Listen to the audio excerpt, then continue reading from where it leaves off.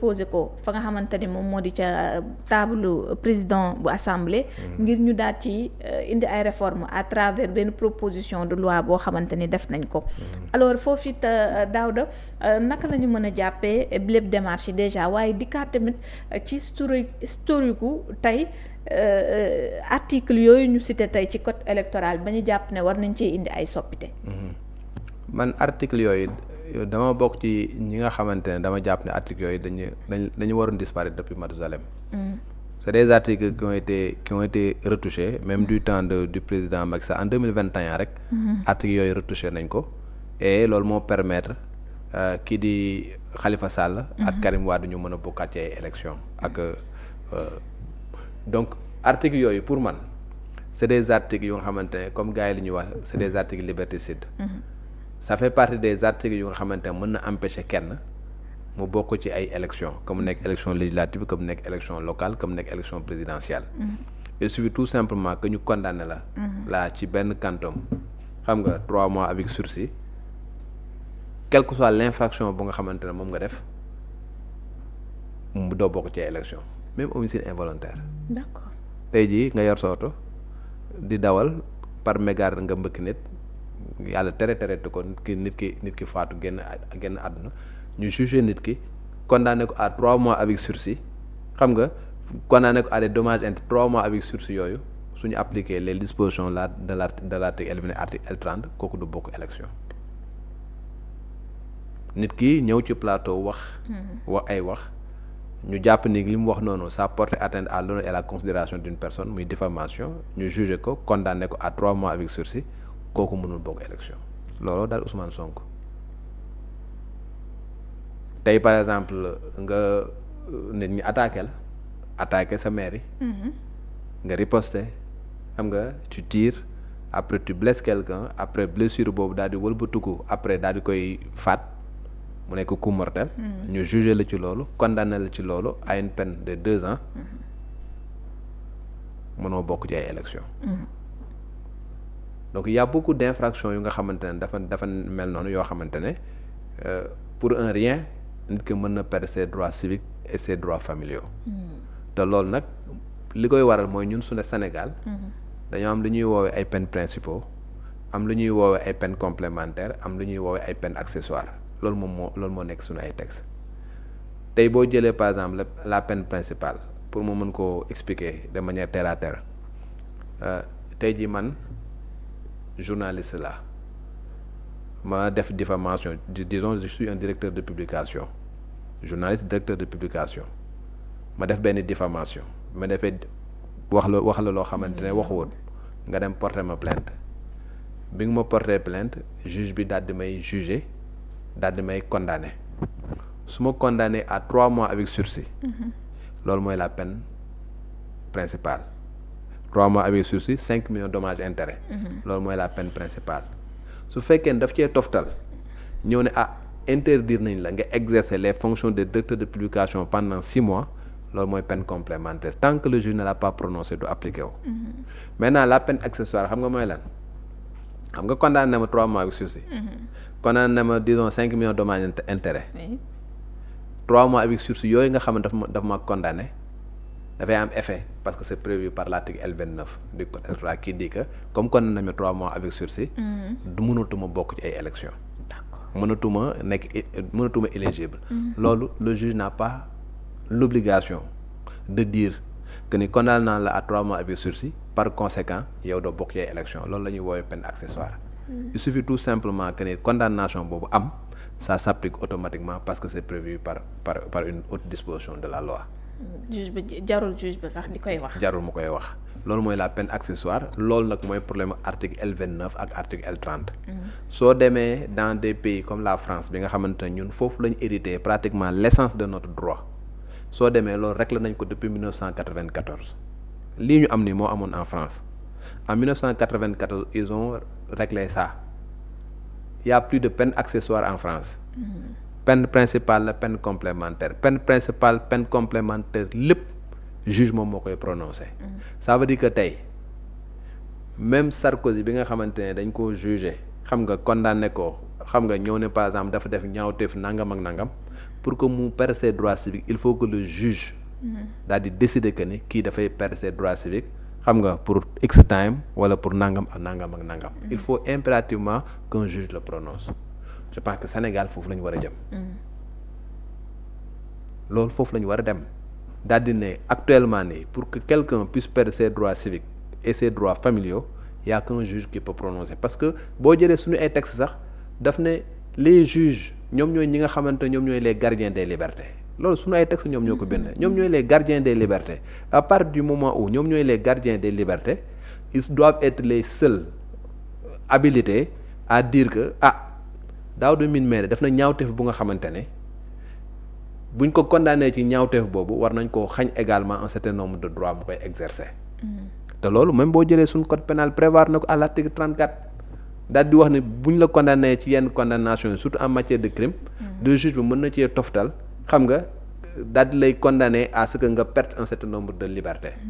de droits parmi ces droits là c'est les droits civiques donc je pense que loolu noonu suñu code pénal réglé na ko ba pare donc nañu bàyyi nañ ko lépp lu nga xamante ne peine accessoire la bu nekk ci code électoral wala yeneen code yëpp xam nga nañ ko dindi. mais dafa arrangé nag politique yi de. est-ce que du looloo tax muy yéex. président de la république sax pourtant promettre na ci trimestre bu njëkk bi sax ñu jublu ci ay réformes. justement moo tax dafa arrangé woon li en fait le fait que ñuy légiférer en fonction des circonstances du moment que tey jii dafa nekk lu nga xamante ne arrangé na ma nañu tailler les textes ba mu méngoo ak ni nga xamante ne noonu laa bëgg lu may arrangé politiquement. loolu moo fi war a jeex. man bu may dégg rupture la foofu laay waxee rupture une loi est censée être impersonnelle et d'ordre général li naa impersonnel mooy duñ tëgg loi pour Daouda Mine tëgguñu loi pour yow tëgguñu loi pour keneen boo gisee ni ñuy bindee loi dañaan la quiconque képp ku mënta doon waaw quiconque wala ñu ne toute personne noonu la ñuy tëgg la boo jamee ci code pénal demal nga xool nuñ koy bindee quiconque toute personne qui xam nga tout individu kii noonu lañ koy bindee ça veut dire que képp ku mu mun di doon muy man boo defee lii la et boo demee par exemple suñu texte dañ lay définir dañ naan la lii moom mooy lii bu ne la vol ñu ne la mooy lii ak lii mooy vol lii ak lii mooy escroquerie lii ak lii mooy abus de confiance lii ak lii mooy viol lii ak lii mooy diffamation lii ak lii mooy diffusion de fausse nouvelle képp ku def loolu nangam mooy doon daan bi noonu la ñuy defee loi mais nag léegi nag en matière électorale il faut pas que également qu'on mette des choses yu nga xamante ne tey ji voilà parce que ça nous arrange ñu tëgg ko d'une manière bu nga xamante ne dina baax ci ñun politiquement parlant et que suba ça ne nous arrange plus xam nga nañ fexe def ko ba nga xamante ne mu arrangé ñu en fonction de notre volonté du moment loolu moom moo war a jeex on avait un code consensuel du temps de Kéba Mbaye je pense c'est le code de 1992 code boobu je pense que moom moo nekk suñu code électoral te il y a beaucoup de dispositions qui ont été changées tey jii même boo xoolee nu ñuy élire maire yi xam nga dañ ko changé loolu moo tax léegi le maire est élu au suffrage universel direct loolu nag li ko waral c'est parce que les gens se sont rendu compte que dans l'exercice même de li texte yi prévoir dafa amoon ay njuuj njaaj yu daan am parce que les gens conseil municipal lañ doon élire bu ñu élire conseil municipal ba pare c'est le conseil municipal qui élisait en son sein celui qui deviendra maire ça veut dire que ki nga xamante ne nekk na tête de liste bi mën na ñëw